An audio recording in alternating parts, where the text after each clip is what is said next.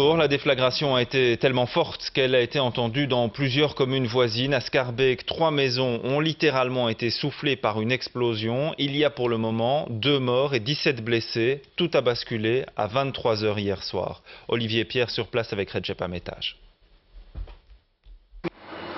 Le quartier ressemble à une zone de guerre. Il semble avoir été victime d'un bombardement.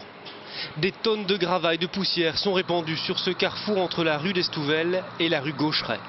3 maisons situées sur ce coin sont complètement soufflées et s'effondrent entièrement, rasées en une fraction de seconde.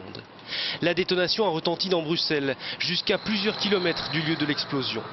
Il est presque 11 h du soir quand la violente déflagration ébranle ce quartier de Schaerbeek, au moment où les habitants sont encore debout ou sont sur le point de se coucher. On a eu peur, on n'a plus de vitres. Je venais de rentrer, je me lavais les mains, mais je suis tombé avec le choc qui s'est produit. J'étais par terre, puis je me suis levé pour regarder, tout blanc, partout du sable. On est descendu, là on a vu les 3 maisons écroulées, choquées. J'étais bêtement dans mon salon et j'ai attendu vraiment un boum et puis un essoufflement. Moi je pensais que c'était l'orage, mais je dis non, l'orage c'est pas... C'était vraiment tout essoufflé quoi. Et quand je vais dans mon balcon, toutes les lumières sont éteintes et je vois de la fumée partout et voilà. Quand j'étais au coin de la rue, j'ai vu que les maisons étaient écroulées. C'était vraiment un choc, hein. On a vraiment eu peur.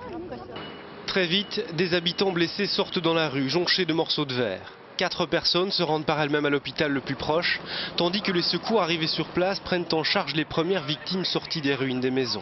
Le plan catastrophe est déclenché. Assez rapidement, on a sorti quelques blessés.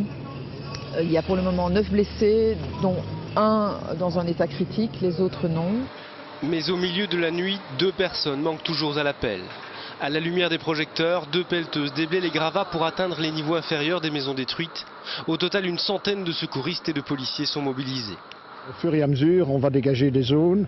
Une fois qu'on sera descendu plus ou moins au niveau du rez-de-chaussée, en ayant enlevé tous les débris qui se sont superposés, nous allons faire de nouveau une recherche avec les chiens qui nous ont déjà bien aidés pour confirmer ou infirmer éventuellement les endroits où des victimes pourraient se trouver.